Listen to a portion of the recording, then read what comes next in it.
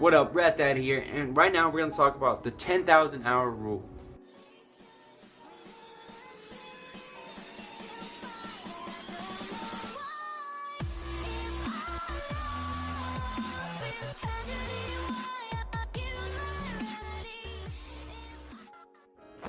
Alright guys, so Radthad here. I want to make a quick video about a series of clips that I found that are surrounded by this topic that is called the 10,000 hour rule, and I'll insert all the clips that I'm referring to right here.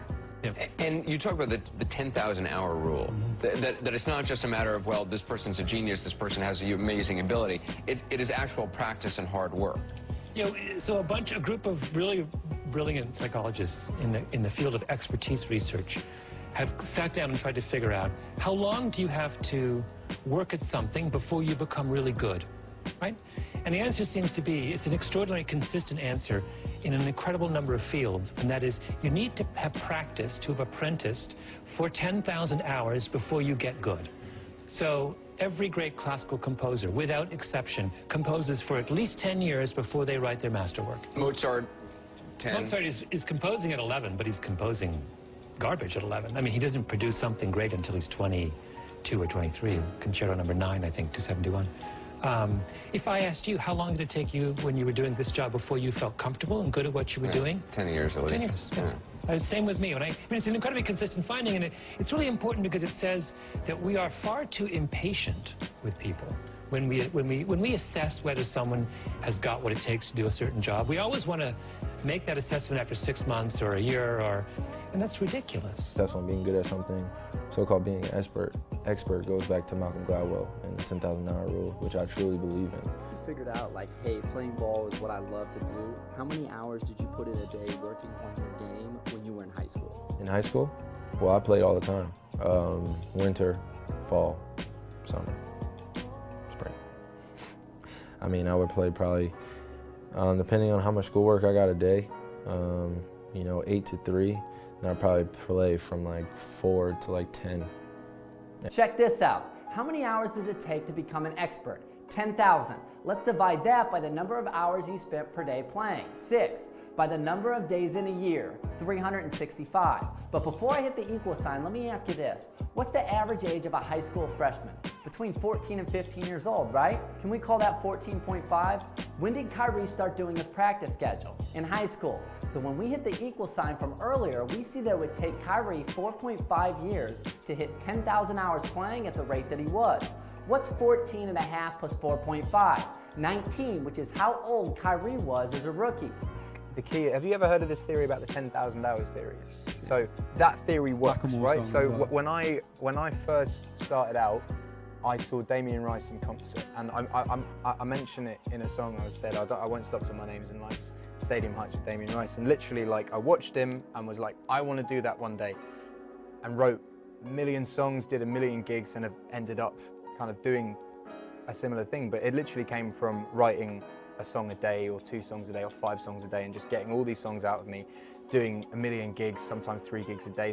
We did 6 gigs a day one year at Glastonbury. But I think you view it as a dirty tap. When you switch a dirty tap on, it's going to flow shit water out for a substantial amount of time, and then clean water is going to start flowing, and now and then you'll get a bit of shit, but as long as it gets out of you, it's fine. So with songs, you're going to write shit songs at the beginning.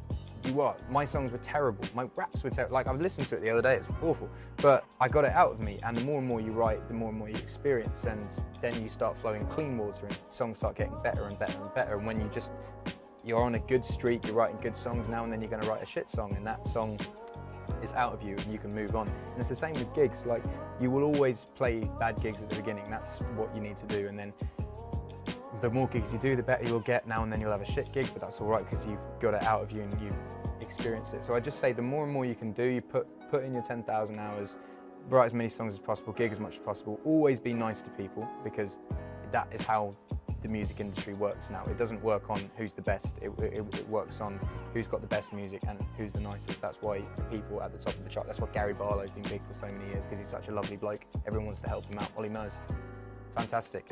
He's really nice to everyone. That's why it works. Whereas you see certain singers who may not be nice to everyone and then they have a slow decline. I don't know. But yeah, I'd say be nice, write songs, do gigs.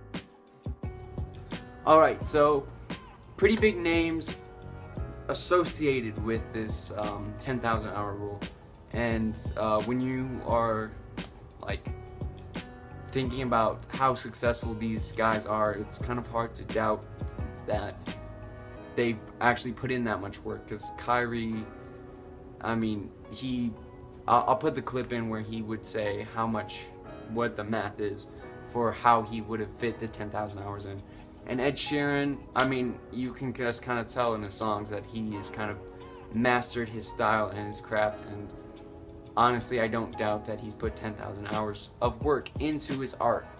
So, in this video, I just kind of wanted to share my opinion on whether the 10,000 hour rule is something that everyone should follow or strive for, or is it just kind of a made-up thing? And in short, my answer is no, it is not a made-up thing, and definitely you should follow it. This is something that I'm striving for right now. I'm trying, so right now I'm going to upload this video onto both my channels. I have a music one and a fitness one. And it's 10,000 hours is always something I keep in the back of my head.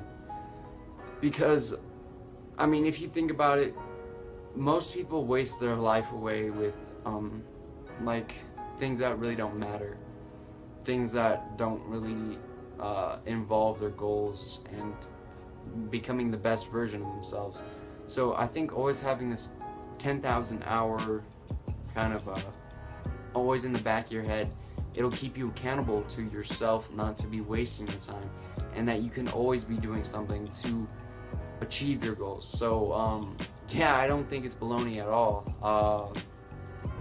I mean, some people have less time than others, but always having that huge goal of 10,000 hours in the back of your head is sure to, I mean, it helps. I'm just going to share I'm not going to tell you what to do, but I'm going to share my experience. For me, keeping that in the back of my head has made me stop wasting time a lot. And as I said, this is going to be for my music channel and my fitness channel.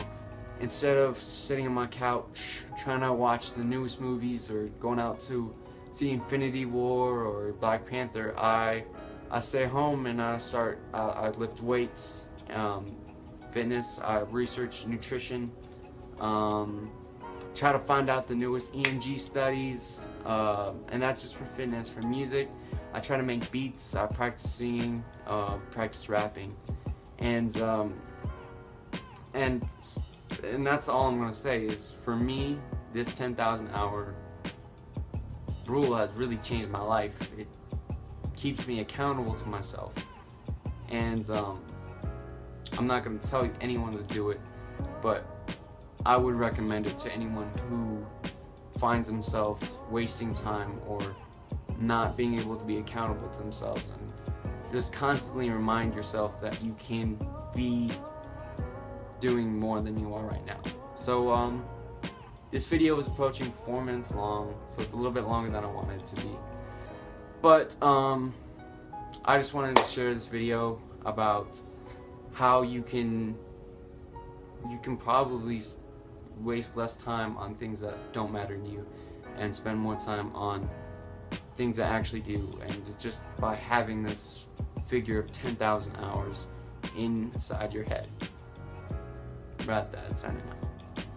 3 years without leaving. Okay, 2 years of traveling, 8 years of sleeping, 3 years of school. How many movies have you went to? How many wrestling matches? How much entertainment? How many movie theaters, live plays, baseball games? Probably 2 years of entertainment. So by the time a man, you older people know him, bear witness what I'm saying, by the time you have children, by the time you have made a way for your children, by the time you pay for your home, you push your 60 years old. So life is real short. So you add up all your traveling, add up all your sleeping, add up all your school, add up all your entertainment, you've probably been half your life doing nothing. So what am I'm 35 years old. 30 more years, I'll be 65. We don't have no more influence. We can't do nothing much at 65. Your wife will tell you that. So what I'm saying,